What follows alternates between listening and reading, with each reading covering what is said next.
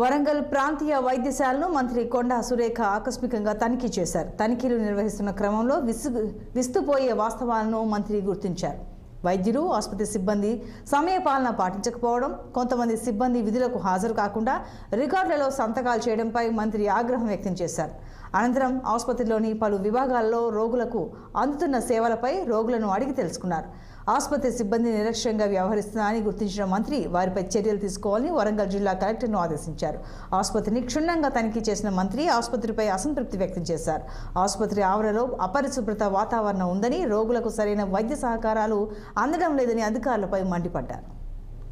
పడిపోయింది. దీనికి రెనోవేషన్ కూడా చేసి చాలా సంవత్సరాలు అవుతా ఉంది. మరి చుట్టుపక్కల కూడా మొత్తం జంగలంతా మొలిచి పాములు కూడా వస్తున్నాయని చెప్పడం జరుగుతూ ఉంది.